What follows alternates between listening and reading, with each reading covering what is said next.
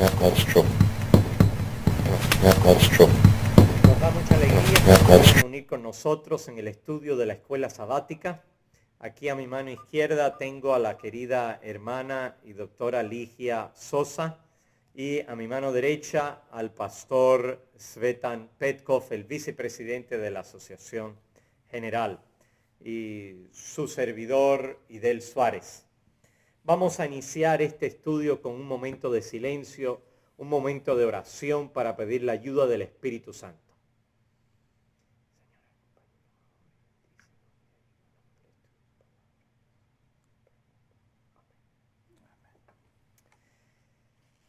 La semana pasada iniciamos una nueva cartilla y el título fue Verdaderos Hermanos y estudiamos sobre la familia de Jesús y podemos hacer un resumen en lo que dijo Jesús, que sus verdaderos hermano, hermana, padre y madre son aquellos que hacen la voluntad de Dios. Así que si nosotros hoy hacemos la voluntad de Dios, vamos a ser parte de la familia de Jesús. En la lección de hoy, que trata para el sábado 9 de julio del año 2011, el título es La reconciliación. ¿Y qué me podrían decir ustedes? ¿Qué es la reconciliación? A ver, pastor. Muy buena pregunta, gracias. Debía ser un problema para que es necesario una reconciliación, ¿verdad? Debe ser un desacuerdo, una ofensa, un conflicto entre dos personas o quizá más de dos personas. Y la reconciliación es establecer la amistad, establecer la confianza, establecer una relación estrecha de nuevo que realmente está basada en el perdón y está basada a un arrepentimiento también, a un reconocimiento de los ambos partes. Ya. ¿Y usted qué piensa de la reconciliación? Que es el producto de, después de que ha habido una falta o conflictos, la forma de resolverlo, pero que es una opción, una oportunidad para que se fortalezcan los lazos que ya existían, porque da la opción a conocimiento, a aclarar dudas, que por qué alguien actuó, que él pensó que era de una u otra manera. Entonces, ese tipo de comunicación hace posible que uno conozca a la persona que ofendió o uno reconozca que uno ofendió sin desearlo o deseando y que la otra persona se siente de una manera que no es la adecuada. Entonces uno decide modificar las conductas que ya existentes para fortalecer la relación que se tenía. Ya, muchas gracias. Vamos a pasar al primer subtítulo. El subtítulo es Los errores hacen daño. Y la pregunta es una pregunta larga, compuesta de 3 partes, considerando las debilidades típicas de la naturaleza humana. ¿Qué puede suceder en nuestra relación con los demás? ¿Es esta una razón para ocuparnos de nuestros propios errores o de los demás? ¿Y qué debemos siempre recordar de nuestra propia conducta? Es la primera pregunta del sábado 9 de julio del año 2011 bajo el título La reconciliación y el subtítulo Los errores hacen daños. ¿Qué nos dice usted, hermano? Bueno, tenemos aquí el versículo en San Lucas 17 y es interesante que Jesús mismo dice que la ofensa va a venir. Entonces, los tropiezos en español, gracias. Los tropiezos van a venir. ¿Qué significa eso? Que nosotros vivimos en un mundo que no es perfecto. La gente con quien tenemos que ver no son perfectos. Errores cometimos cada día porque nosotros no somos perfectos. También como participante de la naturaleza divina, todavía nuestra naturaleza antigua, hasta que no desaparece, se está demostrando. Por eso es inevitable entrar a distintos errores, inevitable. El punto es qué hacer cuando cometemos errores. Y aquí también tenemos algunos consejos y sigue el versículo que debemos tratar todo posible a evitar ese tipo de errores y ese tipo de tropiezas, especialmente si un error está suficientemente grande para quitar una persona de la verdad o meter una duda en la persona hasta que ella pierde la confianza a Dios, la fe, pierde la confianza en la iglesia. Entonces, en este sentido, el versículo dice que este tipo de error puede ser un error mortal, se puede decir, una cosa que puede causar hasta nuestro daño. Y especialmente si se habla de niños, tenemos tantos tipos de vicios y de pecados. Sabemos que hay abusos de niños. Esos abusadores también son responsables por sus hechos y debemos hacer todo posible a evitar ese tipo de errores graves que pueden desconectar a una persona con Jesús, con la verdad y con la iglesia. Así es. Jesús dijo, mejor le fuera que se le atase al cuello una piedra de molino y se arrojase al mar. O sea, mejor fuera que cometiera suicidio, está diciendo el Señor Jesús, de que abuse de un pequeño, que sea culpable de la pedofilia. ¿Eso se ve todavía en la medicina? Se ve, eso es frecuente. Niños, niñas y menores de 6 años casi siempre son los más afectados por parientes, por personas que tienen a su cargo la responsabilidad de protegerlos. Ellos son los que los ofenden. Ya, debemos cuidar a nuestros menores, debemos cuidar a los hermanos de la iglesia. Esta palabra que usó Jesús, que dice, imposible es que no vengan tropiezos. A mí se me hace la idea de un chiquillo que saca el pie y da una zancadilla, ¿no? Y luego se ríe. Lamentablemente los adultos también se ponen zancadillas. Y a veces en la iglesia, a veces en la familia, a veces en el lugar de trabajo, a darle una zancadilla a para que yo coja ese puesto. ¿Y cómo mira el Señor eso? Esa manera de actuar, de ponerle zancadillas a los demás. Pues no, Dios prefiere que esa persona se aleje, dice, ojalá estuviera en el fondo del mar. Y no le quite la oportunidad a otra persona, porque los traumas o los efectos que pueden tener nuestras palabras, nuestras acciones sobre las gentes que nosotros ofendimos o comentamos mal de ellos, les dañan de tal manera que son irremediables. Dice un proverbio, las palabras se las lleva el viento, pero no es verdad. ¿Cuántas veces nosotros oímos te amo y de repente se enoja la persona y nos dice un montón? Pregúntenle qué más recuerda, si la ofensa o el te amo. Entonces, todo lo que nosotros hacemos tiene un efecto.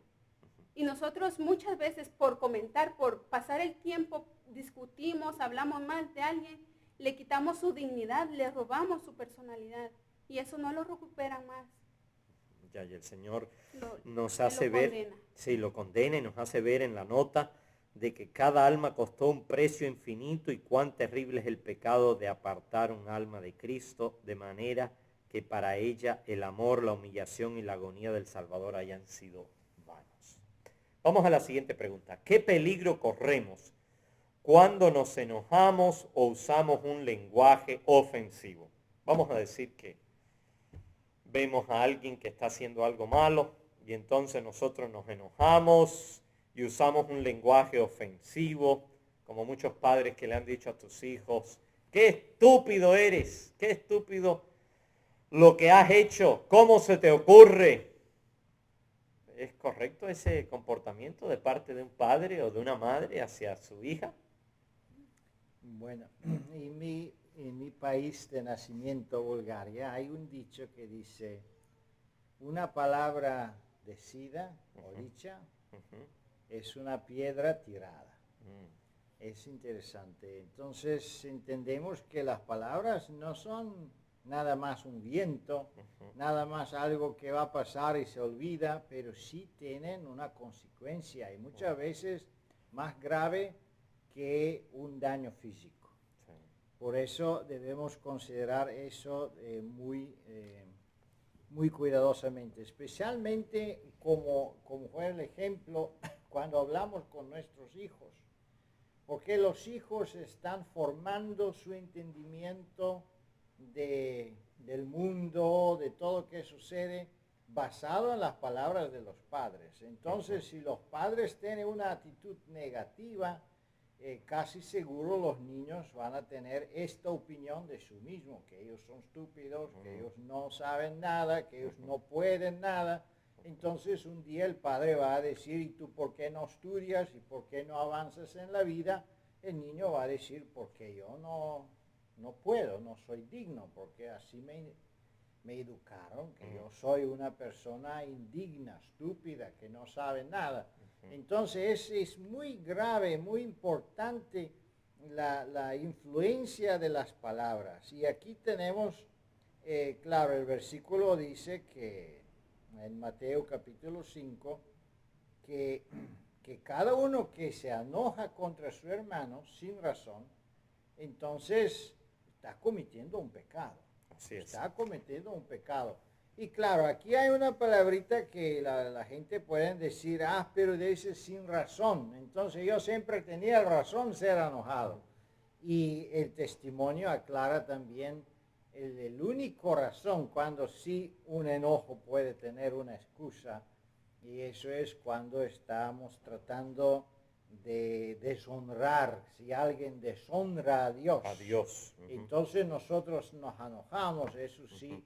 Es algo que, bueno, puede tener una excusa, porque no está basado en el egoísmo, no está basado en la motivación de nuestro propio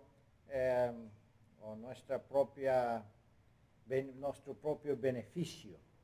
Y entonces sí es la única excepción que da aquí la palabra de Dios, pero todas otras situaciones debemos ser sumamente cuidadosos con nuestras palabras, porque como dice la palabra de Dios, no está el versículo aquí, pero dice, vamos a dar cuenta para cada palabra que nosotros decimos. Santiago, que fue el hermano de crianza de Cristo, dijo, cada uno sea pronto para oír, tardo para hablar y tardo para airarse. Amén. Ahora, yo tengo otra escena. Vamos a decir que Juan está casado con María, y Juan se enoja con María y coge y le da una bofetada y le pega porque ella está haciendo las cosas mal. ¿Qué usted piensa de eso, doctora? El proceso del enojo lleva tres pasos. Primero es el pensamiento. Uno está escuchando lo que dice el otro y llega un momento en que ya no piensa. Entonces se enoja. Y producto de ese enojo viene la reacción corporal. Y en este caso Juan le dio a ella, pero en otros momentos pudo haber agarrado lo que tenía en la mano y lo tira al suelo. Y también es otra forma de desahogarse, ¿verdad? Entonces, a Dios no le agrada ese tipo de sistema o de reacciones. ¿Por qué? En 1980 los psicólogos decían, usted está enojado, tiene que desahogarse, grite, llore, tire lo que tiene en la mano, lance los platos. Así su cuerpo se va a relajar y ya es la terapia del enojo. Pero ellos se han dado cuenta que con ese tipo de terapia se fortalecen las malas conductas. Y el riesgo que se corre es que se abre el corazón a Satanás. Y uno queda dependiendo de Satanás. Entonces cuando ya hay una reacción corporal, ¿qué pasa? Nos cegamos. Entonces ya uno no está escuchando lo que le está diciendo la persona que está enojada con uno o que le está discutiendo a uno, sino uno solo piensa, ahorita va a ver quién soy yo. Entonces él no piensa que está tratando con cualquiera, él va a conocer a mi familia, yo soy fulano. Eso no se va a quedar así. Y entonces uno trata de humillar, de criticar, de deshacer a la persona, de vengarse. Y muchas personas llegan hasta el punto de matar a sus pequeñitos de 2, 3 años a golpes porque el niño no entendió, porque el niño no hizo caso, por un momento de enojo, por un momento de ceguera. Ese es el riesgo, que uno queda en manos disponible para Satanás. Qué peligroso. Vamos al siguiente subtítulo. Dice, en caso de ofensa, pregunta número 3, ¿qué principio seguirá un hijo de Dios cuando alguien le ofenda o le cause tropiezo? ¿Qué principio debe seguir un hijo de Dios cuando alguien le ofenda? ¿Qué nos dice aquí la palabra del Señor? ¿Sí, hermano? Tenemos muy buenos consejos en la palabra de Dios y quizá podemos tomar eso en consideración y ponerlo en práctica, porque la palabra de Dios es muy clara. Dice en los Levíticos o en Mateo capítulo 18 que cuando uno se siente ofendido, no importa si él solo lo siente, si él tiene pruebas, si no tiene pruebas, que él debe hacer es inmediatamente o as pronto posible ir y visitar a esta persona y hablar con él o con ella. Eso es algo increíblemente importante porque entendemos que un grande porcentaje de todos los problemas de la iglesia están basados de malentendidos, de cosas de imaginaciones. Especialmente si hay una persona que no tiene mucha ocupación y se sienta en su casa todo el día y no tiene nada que hacer, entonces, ¿qué pasa? Hoy, ¿por qué esa persona me miró así? ¿Por qué me lo dijo aquí así? Entonces uno se inventa un montón de cosas que no tienen nada que ver con la realidad y con los pensamientos verdaderos de esta persona. Entonces, la única manera de evitar todo ese enojo es ir a la persona, orar con él y hablar. Entonces se aclaran todos los puntos, todos los problemas se aclaran y se elimina esta obra de Satanás o esta influencia satánica en nuestra mente y en nuestro corazón. Hay una estadística aquí que me sorprendió cuando la leí, de Testimonios para la Iglesia, tomo 2. Dice aquí, 2/3 de todas las pruebas en la iglesia tienen esta causa. Se refiere a los chismosos y los cuenteros, son una terrible maldición para el barrio y la iglesia. El chisme. Estos chismosos siguen Mateo 18 al revés. Van y se lo consideran esa persona publicana y se lo cuentan a todo el mundo, menos a la persona que estaba afectada. El chisme, oye fulano, oye sutano, oye mengano, esto es lo que ha sucedido y fíjate cómo es posible. Y si es la esposa del pastor, más vamos a comentar. Dice, 2/3 de todas las pruebas en la iglesia tienen esta causa, en los chismes. El chisme, un terrible fuego que puede comenzar. Ahora, 2/3, eso significa el 66%. Eso es un porcentaje muy alto. Debemos aborrecer el chisme y no aborrecer a nuestro hermano. Debemos amar a nuestro hermano, debemos razonar con él y no participar de su pecado. Y tratar de arreglar las cosas en el círculo más pequeño posible, de la manera más rápida. Ahora, si se trata de un pastor, yo no puedo ir y reprender a un pastor. Yo tengo que llevar a un testigo conmigo. Tienen que ser con 2 testigos, podemos hablarle a un anciano o un pastor ungido. Vamos a la siguiente pregunta. ¿Qué enseñó Jesús con respecto a la reconciliación en caso de ofensa? Hermana Ligia, ¿qué nos puedes decir? ¿Qué enseñó Jesús con respecto a la reconciliación en caso de ofensa, en caso de tropiezo?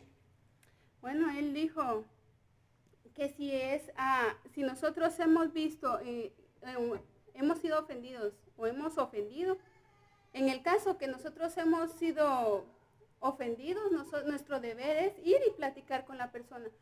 Hay gente que dice, mire, yo vivo en la iglesia todo en paz, que cada quien haga lo que quiere, como prefiere, yo prefiero no meterme en problemas, todos están felices conmigo y la vida sigue en paz. Nuestra responsabilidad como cristianos y como hermanos es decir la verdad. Claro que eso no es solo tirárselo y si le gusta, sí, si lo agarran, también.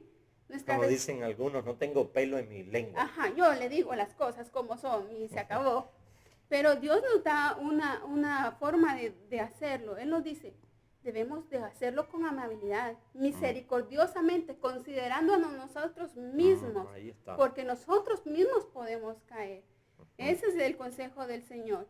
Y dice, no debemos de tratar, cuando estamos arguyendo o hablando con alguien, no debemos de tratar de tener una ocasión para vengarnos, sino de construir a la persona, de formarla nuevamente. Ese debe ser el objetivo.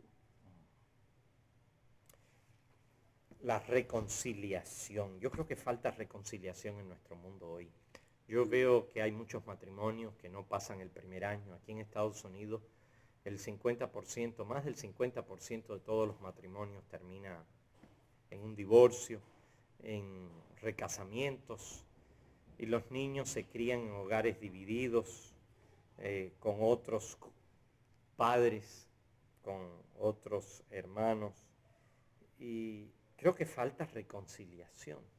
Hay estadísticas que dicen que las personas, digamos hace 20 años atrás, las personas se enojaban en un 20, 40%, pero ahora el estrés que las personas viven por alcanzar sus metas financieras, económicas, familiares, hace que la gente tenga una tendencia a vivir enojada.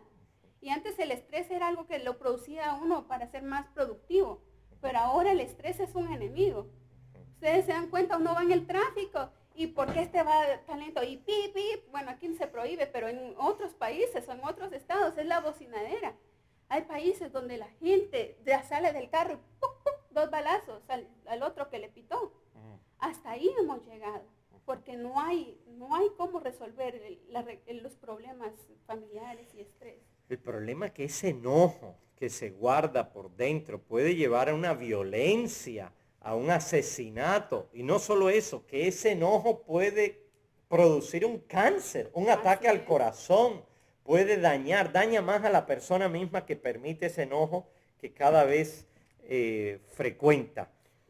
Y quiero decir algo, de que el libro de Génesis dice de que había violencia en la tierra. Aquí en Estados Unidos se han dado muchos casos que los niños llevan revólveres a las clases públicas y matan al maestro y matan a otros niños. En las universidades también se ha dado el caso con grandes profesores, una grande enseñanza, grandes eruditos, y llega un estudiante y empieza a balar a la gente en todos los niveles. En los correos ha llegado alguien matando. Hemos llegado a ser una sociedad muy violenta como en los días de Noé. ¿Qué querías decir? Dime. No, es cierto, la Universidad de Columbia hizo análisis, que cuando las personas se enojan, la cantidad de sangre que se eleva, la presión, es tan alta que puede durar una semana el efecto de la presión alta en las personas por un enojo. Wow, una semana. Una semana. Y el enojo fue de minutos. En el hospital tenemos casos de gente con derrame, gente de que llega con un infarto. ¿Y qué pasó? Se enojó. Otra cosa que vemos también es problemas de arteriosclerosis, se les baja el sistema inmune, la proteína C reactiva, la adrenalina, todo eso se eleva a puntos que son muy, muy peligrosos para la salud. Para la salud física, ¿y qué de la salud espiritual? Sí, eso que salud espiritual, peor, no sé si dura una semana o en algunos casos quizás duran años hasta que la gente no puede perdonar uno a otro. Y eso es aquí el punto número 4 que enfatiza el perdón. Dice, bueno, tú puedes hablar con la persona, decir que tú quieres decir, pero si la persona reconoce, perdónala. Eso es el don del Señor que prácticamente desarma en el amigo, destruye la obra de Satanás. El perdón genuino recupera la paz en nuestro corazón, recupera la paz en nuestra mente y nos conecta con el Señor, recupera la confianza con la persona. Y el perdón es un milagro prácticamente que sucede bajo la influencia del Espíritu Santo y se acaba con todas esas cosas negativas. Es una bendición que podía aprovechar todo el mundo si sabían qué es eso. Y porque hablamos de médicos y psicólogos, me recuerdo una señora que yo estaba haciendo estudios bíblicos y ella tenía problemas con su psique y estaba tomando medicina y haciendo tratamientos. Entonces, bajo la influencia de los estudios bíblicos, ella empezó a creer a Dios porque no creía antes. Y habló con su psicólogo y dijo, mira, señor doctor, ¿es bueno a creer a Dios? ¿Es eso algo normal o no es normal? ¿Qué pasa? Entonces el profesor, que fue un hombre muy famoso en su área internacionalmente, le dijo, ¿saben qué, señora? Es muy bueno creer a Dios para ellos que pueden. Es muy bueno. Entonces, hasta los incrédulos reconocen que la fe a Dios, la reconciliación, la confesión, el perdón, es una medicina increíblemente grande, pero para ellos que pueden, para ellos que creen a Dios, que tienen este don. Por eso yo creo animar a los hermanos que no rechazan la posibilidad de reconciliación, porque eso perjudica el salud, la espiritualidad y la salvación. Reconciliaos rápidamente, dice. Así dice el subtítulo. Número 5, pregunta número 5. Cuando tenemos dificultades con otra persona, ¿cómo se pueden resolver rápidamente las diferencias? ¿Qué puede suceder si no se hace esto? Bueno, ¿cómo se puede resolver rápidamente las diferencias? Muy fácil. Decir, mira hermano, perdóname. Ya, yo actué mal, hice lo que no debía, no merezco que tú me perdones, pero por favor, ten misericordia de mí. Hay a veces conflictos entre esposos y esposas. Y lo más fácil para el esposo es decir, perdóname mi amor, yo soy el equivocado, yo soy el que hice lo malo, gracias por haberte casado conmigo, gracias que tú me ayudas y no merezco que tú me perdones, pero yo te suplico. Tú eres la bonita, tú eres la inteligente, y un beso y un abrazo y se arregla el asunto. Yo hice un contrato con mi esposa cuando nos casamos, que si nos enojábamos, íbamos a seguir lo que dice la Escritura, no se ponga el sol sobre vuestro enojo. Antes de ponerse el sol, hay que besarse, hay que abrazarse, hay que hacer la paz. Ese es un consejo muy importante para todo matrimonio y para toda familia. No, ¿y sabes por qué? Porque las raíces de amargura, la situación no crea raíces. Entonces tú frenas toda la cascada de adrenalina, de proteína C reactiva, tu presión, todo, tú lo frenas y permites que no se haga más profundo la amargura, el resentimiento, el daño que hay entre los dos. Porque muchas veces uno pelea o tiene una discusión y dice, uno lo acaba de decir y ya se da cuenta que se equivocó. Pero el orgullo uno lo hace estar más enojado. Entonces, para que el otro no se dé cuenta que uno perdió o que uno se da cuenta de su enojo, más enojado, complica la situación. Y o al contrario, a los 2-3 días uno dice, no fue tan grave. Y simplemente cambia de actitud, nunca pide perdón, pero la raicita quedó ahí y sigue floreciendo. Dice la sierva del Señor, que se intoxican tanto con la ira como el ebrio con su licor. Hermano. Sí, quería enfatizar también, eso es un consejo de la puesta del sol. Pero tenemos otros consejos en la palabra del Señor, que cómo vamos a entrar en el sábado, en el servicio del Señor, si tenemos un enojo y tenemos un caso sin perdón. Muchas veces nos ponemos ropas buenas y las corbatas y todo y vamos a la iglesia. Nos falta hoy. Y vamos al sábado a la iglesia, pero espiritualmente no estamos vestidos bien. Espiritualmente no tenemos todavía perdonado, no tenemos la reconciliación y eso no debe ser. El otro es la Santa Cena. Es un punto muy importante donde no debemos nosotros pasar por alto esas fiestas del Señor antes de que nosotros debemos arreglar nuestros asuntos, nuestros problemas con hermanos y hermanas de la iglesia y la familia. Muchas gracias, se nos va el tiempo. Vamos a la siguiente subtítulo. Confesión y perdón. Pregunta número 6. Si se repiten las ofensas, si el ofensor continúa expresando su tristeza por ello, ¿cómo se le debe tratar? ¿Qué hace posible que una persona perdone a otra sincera y completamente? Si alguien sigue haciendo lo mismo, la repetición de la repetidera del mal, ¿podemos perdonarlo? Debemos perdonarlo.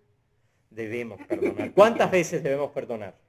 Bueno, dice 7 veces, 7 veces 7, con otras palabras, sin fin, sin fin. Bueno, yo creo que el problema aquí no es tanto del perdón, pero dice aquí y se reconoce. ¿Sí? 7 veces si alguien te pide perdón, hay que perdonarlo, pero a veces que sucede es que la gente que sigue equivocado no pide perdón, no quiere pedir perdón. Bueno, vamos a decir que no quiere pedir perdón. Sigue esa persona. ¿Podemos perdonarlo sin que nos pida perdón? Sí. Sí, debemos perdonarlo. Pero depende también de la situación. Mira, si hay una ofensa, podemos decir material, si hay un daño de propiedades, si la persona se pone agresiva y es un peligro para la sociedad, si es una persona agresiva, como se habla aquí, empieza con su agresión a dañar a otra gente, entonces el perdón es una cosa, pero tomar precauciones es una otra cosa también. Bien, podemos tener precauciones y hay consecuencias. Hay consecuencias. Si alguien coge y me roba $100 y viene y me dice, hermano, perdóname que te robé los $100. Yo le voy a decir, yo te perdono, pero ¿dónde están mis $100? Yo quiero que me devuelvas los $100. Así es. Sí. Porque reconoció su falta. Sí, reconoció su falta y tiene que hacer una restauración. A mí a veces me vienen a pedir plata y yo le digo, mire, yo no presto plata porque pierdo la plata y pierdo el amigo, las dos cosas. No podemos hacer así, pero sí hay que perdonar. Aunque no nos pidan perdón, hay que perdonar. Aunque se muera la persona, hay que perdonarlo, entregarlo a Dios, porque así uno se descarga. Amén. Se descarga con esa gran carga, por falta de palabra, del resentimiento que se le tiene a la persona que nos ha hecho el mal.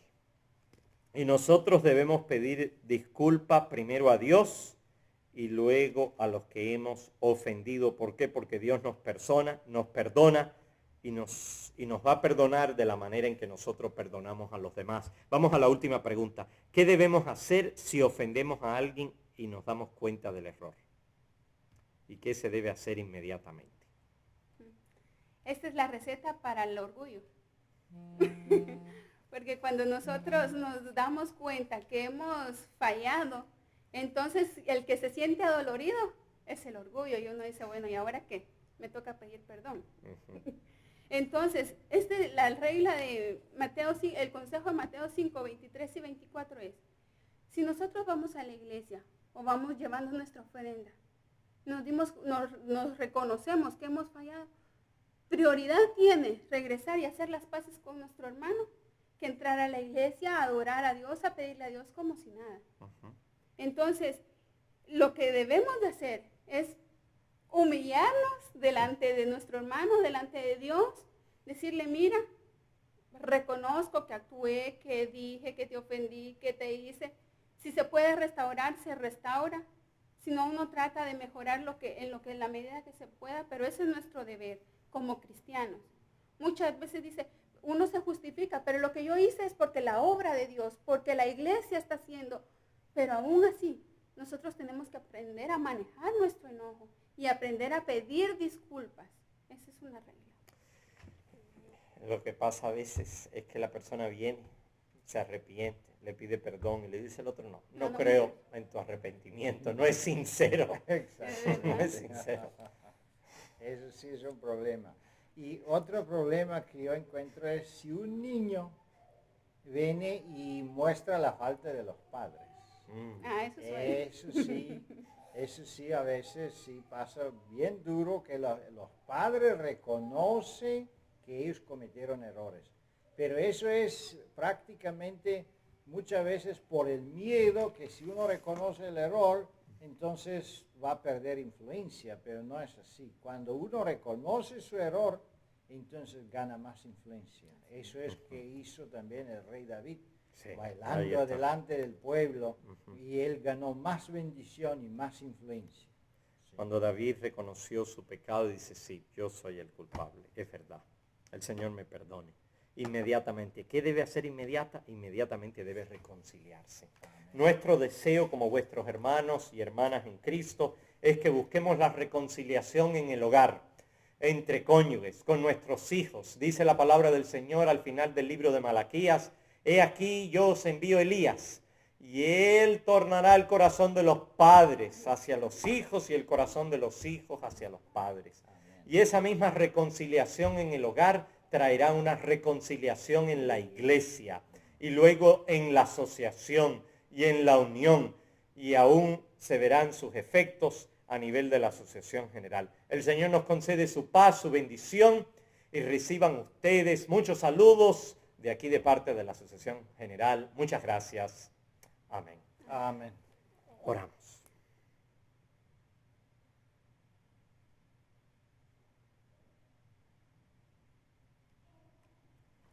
Hasta una próxima.